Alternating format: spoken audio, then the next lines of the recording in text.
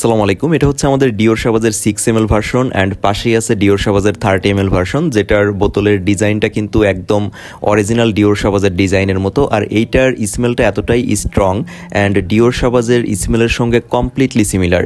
যারা আমাদের এই ডিওর সাবাজটা ইউজ করেছেন তারা কিন্তু অসাধারণ রিভিউ দিয়েছে আমাদের পেজে, সো আপনারা কিন্তু পেজে গেলেই সেটা দেখতে পারবেন। তো আজকে আমরা এইটার হচ্ছে লঞ্জিভিটি টেস্ট করব, আর সেজন্য আমি দুইটা টেস্টিং স্ট্রিপ বানিয়ে নিয়েছি। দেখতে পাচ্ছেন একটাতে লেখা আছে নক্স ডিওর অ্যান্ড অন্যটাতে লেখা আছে নর্মাল ডিওর।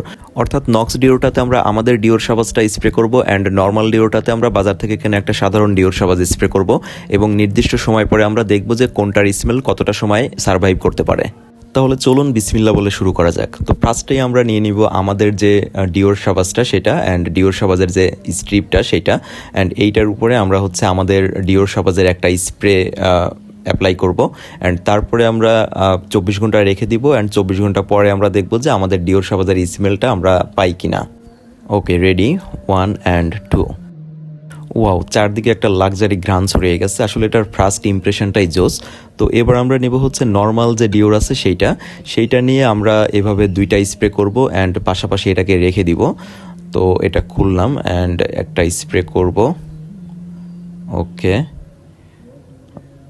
1 and অনেকটাই পড়ে গেছে 2।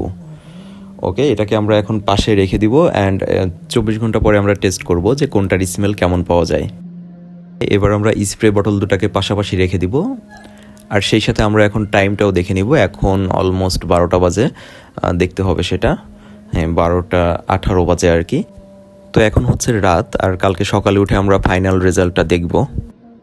সবাইকে গুড মর্নিং। অলমোস্ট 7 ঘন্টা পরে এখন আমাদের টেস্ট করার পালা যে আমাদের নক্স ডিওরের পারফরমেন্সটা কেমন 7 ঘন্টা পরে এসে।